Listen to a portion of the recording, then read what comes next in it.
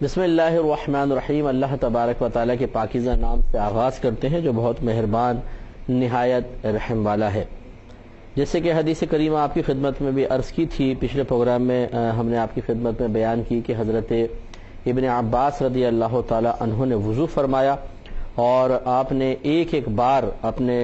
اعضاء کو، یعنی ایک چلو سے راوی نے بیان کیا کہ اپنے چہرے اور ہاتھ اور پیر کو دھو لیا، یعنی الگ الگ چلو لیا لیکن ایک چلو سے دھو لیا۔ تو ہم آپ کو یہ سمجھا رہے تھے کہ یہ راوی بعض اوقات ہوتا ہے کہ وہ دیکھتا ہے، جیسا اس کو سمجھ میں آتا ہے وہ بیان کر لیتا ہے۔ تو اب جو علماء کرام ہوتے ہیں، مجتہدین ہوتے ہیں، جو بڑے بڑے فقہاء ہوتے ہیں، وہ اس طرح نہیں کرتے ہیں کہ ایک حدیث لے لی اور اس سے نتیجہ نکال لیا۔ یہ عوامی خیال ہوتا ہے، یہ عوامی ذہن ہوتا ہے کہ اگر عوام الناس میں سے کوئی براہ راست اس بخاری کے حدیث کو پڑھے گا تو بولے گا ہم تو بہت زیادہ پانی بہاتے ہیں، ایک چلو سے بھی چہرہ دھل جاتا ہے، بس یہ لیا ہاتھ میں، دوسرا ہاتھ ملایا اور چہرے پر ڈالا، چلو یہ چہرہ دھل گیا، اتنا سا پانی سے دھل جاتا ہے۔ تو وہ فوراً ایک حدیث سے استدلال کریں گے، جبکہ فقہائے اسلام ایسا نہیں ہوتا ہے کہ ایک حدیث کو سامنے رکھیں، بلکہ جب وہ وضو کے احکام مرتب کرتے ہیں تو جتنی وضو سے متعلقہ آیات ہیں، پھر احادیث کریمہ ہیں، پھر صحابہ کرام کے اعمال و افعال منقول ہیں، پھر ان کے اقوال کو لیتے ہیں اور پھر اس کے بعد ایک نتیجہ مرتب کیا جاتا ہے اور ایک شرعی حکم صاف ستھرا ہمارے سامنے رکھ دیا جاتا ہے۔ لہذا فقہائے اسلام، آپ نے کوئی حدیث پڑھی اور فقہائے اسلام کا قول بظاہر آپ کو اس حدیث کے خلاف نظر آیا تو فوراً آپ علم بغاوت لے کر نہ کھڑے ہو جائیں کہ دیکھو جی فقہا تو یہ کہتے ہیں، حدیث میں یہ آیا۔ اب خود سوچئے کہ آپ نے خالی زندگی میں ایک حدیث پڑھی اور آپ فقہا کو چیلنج کر رہے ہیں، اور جنہوں نے اپنی پوری زندگی احادیث کی خدمت میں، قرآن کی خدمت میں گزار دی، ان کو یہ سمجھ میں نہیں آیا کہ اس حدیث کے اندر ایسا بیان ہوا ہے۔ تو یعنی اس وقت ہم اپنے آپ کو ذہین سمجھتے ہوئے، بڑا سمجھتے ہوئے، صاحب علم سمجھتے ہوئے، اور اس کے مقابلے میں بڑے بڑے فقہائے کرام کو انتہائی حقیر، معمولی اور ماداللہ ثم ماداللہ کم علم اور جاہل سمجھتے ہوئے ذرہ برابر یہ احساس نہیں کرتے کہ یہ ہم غلط کر رہے ہیں، یہ ہم غلط سوچ رہے ہیں۔ ایسا نہیں ہوتا ہے۔ لہٰذا ہماری آپ سے گزارش ہے کہ آپ مختلف چیزیں سنیں ضرور، لیکن جو ہم آپ کو نتیجہ نکال کر بتائیں گے اس نتیجے پہ آپ کو غور و تفکر کرنا ہوگا، اور آپ از خود بھی جب بھی کبھی کوئی حدیث پڑھیں اور یا قرآن پاک کی کوئی آیت پڑھیں تو ایک آیت سے، ایک حدیث سے کوئی استدلال نہیں ہوتا ہے، وہ آپ اس کے مقابلے میں جو مستند مفتیان کرام یا فقہائے اسلام نے جو کچھ کہا اسی پر اعتماد کریں، چاہے وہ بظاہر آپ کو قرآن کے خلاف نظر آ رہا ہو،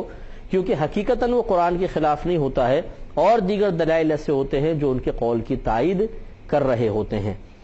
لہذا جیسے مثال کے طور پر دیکھیں، یہ مسلم شریف کی حدیث پاک میں آپ کی خدمت میں عرض کرتا ہوں کہ حضرت عبداللہ بن زید بن عاصم رضی اللہ تعالیٰ عنہ بیان کرتے ہیں کہ میں نے دیکھا کہ نبی کریم صلی اللہ علیہ وسلم نے وضو کیا، چنانچہ آپ نے کلی کی، پھر ناک میں پانی ڈالا، پھر 3 بار چہرہ دھویا،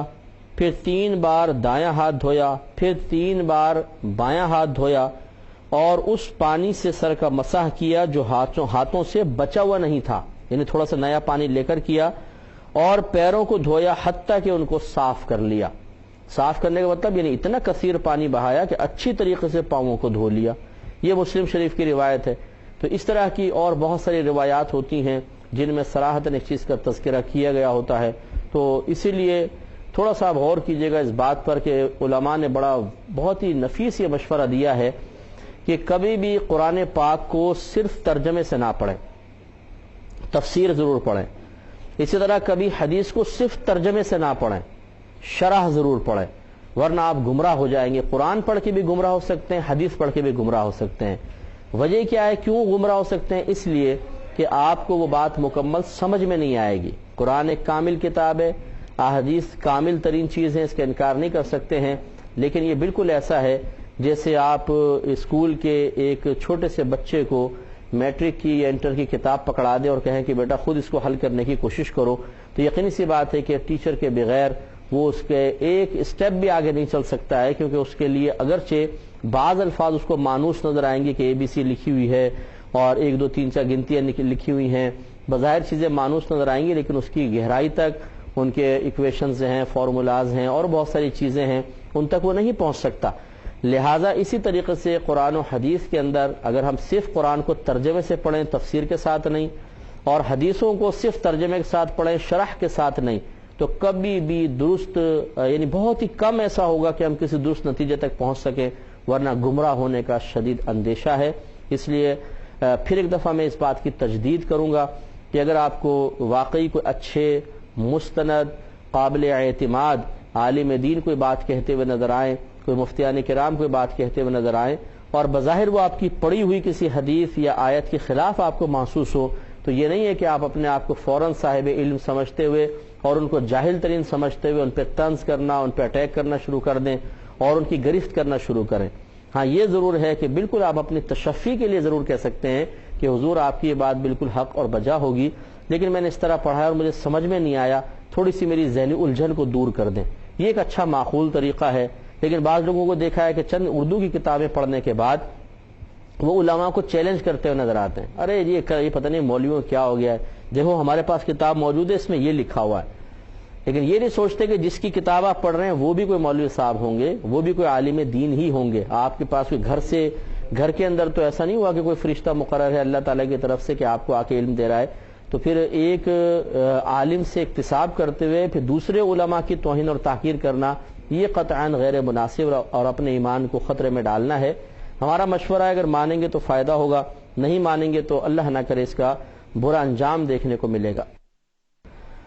اگلی حدیث پر آتے ہیں، اس کا عنوان قائم کیا ہے باب التسمیۃ علی کل حال وعند الوقاع، ہر حال میں بسم اللہ الرحمن الرحیم کہنا، اللہ کا نام ذکر کرنا، اور زوجہ کے قریب جانے سے پہلے اللہ کا نام ذکر کرنا۔ اس میں حضرت ابن عباس رضی اللہ تعالی عنہ نے یہ حدیث بیان کی ہے۔ آپ فرماتے ہیں کہ نبی کریم صلی اللہ علیہ وسلم نے ارشاد فرمایا، اگر تم میں سے کوئی شخص اپنی زوجہ کے پاس جائے اور یہ الفاظ ادا کرے، یہ دعا کرے کہ بسم اللہ اللہم جنبنا الشیطان وجنب الشیطان ما رزقتنا، یعنی یہ اگر جملہ کہہ دے گا تو سرکار صلی اللہ علیہ وسلم فرماتے ہیں کہ پھر ان کے درمیان جو اولاد مقدر کی جائے گی، جو اللہ نے ان کے لیے اولاد لکھی ہے، اس کو شیطان ضرر نہیں پہنچا سکے گا۔ تو یہ دعا ایک دم تو یاد نہیں ہوگی آپ کو، بسم اللہ اللہم جنبنا الشیطان وجنب الشیطان ما رزقتنا، اے اللہ تعالیٰ ہم دونوں سے بھی شیطان کو دور رکھ، اور جو اولاد تو نے ہماری مقدر فرمائی ہے، ہمارے لیے اس کا فیصلہ کیا ہے، اس سے بھی شیطان کو دور فرما۔ تو اس کی برکت یہ ہوگی کہ انشاءاللہ پھر شیطان قریب نہیں آ سکے گا اور بچے کو شیطان ضرر نہیں پہنچا سکتا، سرکار فرماتے ہیں۔ اب اس کو دیکھ لیجئے کہ ہماری شریعت ہمیں یہ سبق دیتی ہے کہ جب انسان اپنے بظاہر ایک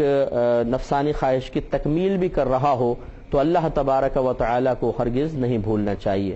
ویسے تو یاد رکھیے کہ یہ عام لوگوں کا یہی ذہن ہوتا ہے، ورنہ خواص یہی مطلب معاملہ رکھتے ہیں، ان کی نیتیں ہمیشہ اللہ تبارک و تعالی کی رضا والی ہوتی ہیں کہ انسان جب بھی کوئی اس قسم کا معاملہ بھی کرے تو اس میں نیت یہ کرے کہ میں سنت کی ادائیگی کر رہا ہوں، اپنے آپ کو گناہوں سے بچانا مقصود ہو، نیک اولاد کا حصول مقصود ہو، تو انشاءاللہ اسے اس عمل پر بھی ثواب حاصل ہوگا اور یہ عمل بھی اس کے لیے نیکی لکھی جائے گی۔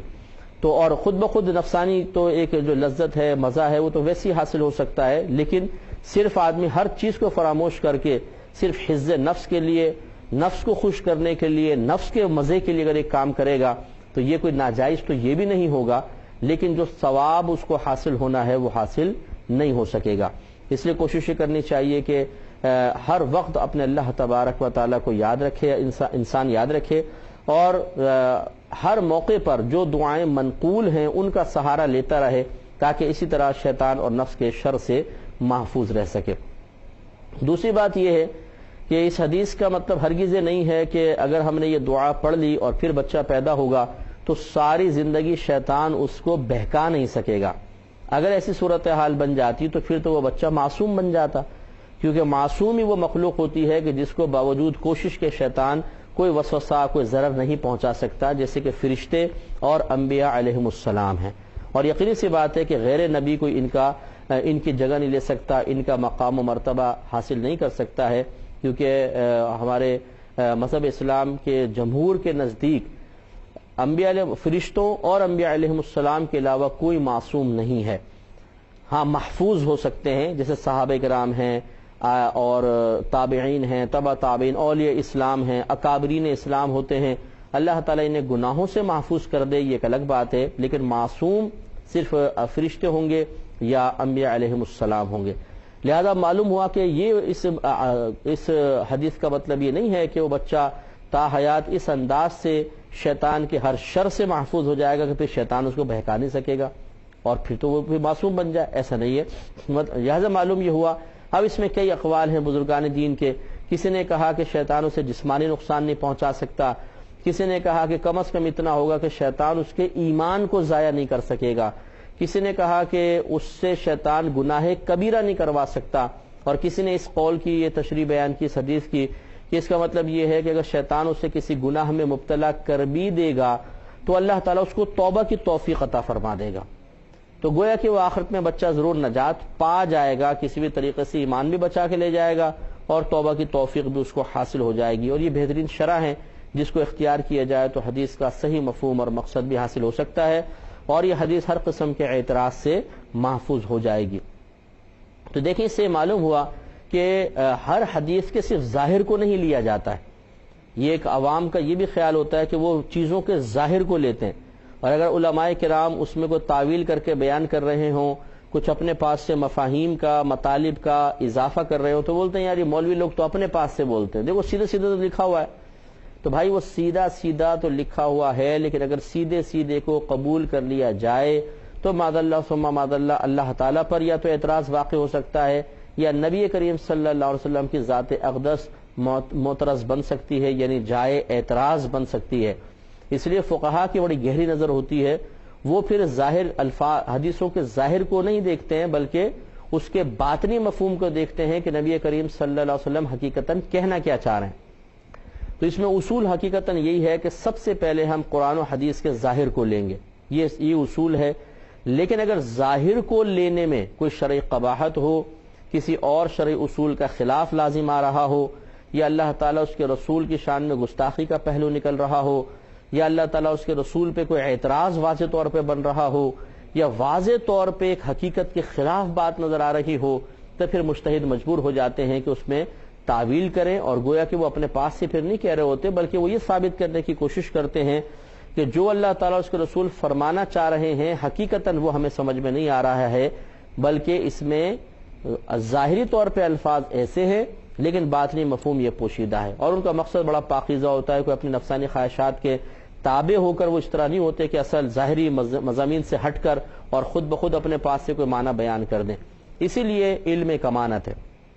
اور یہ امانت اس امانت کا اہل بنایا گیا ہے علماء اسلام کو۔ نبی کریم صلی اللہ علیہ وسلم نے یہ تو نہیں فرمایا کہ میرا ہر امتی نبی کا وارث ہوتا ہے، بلکہ فرمایا کہ علماء انبیاء علیہم السلام کے وارث ہوتے ہیں،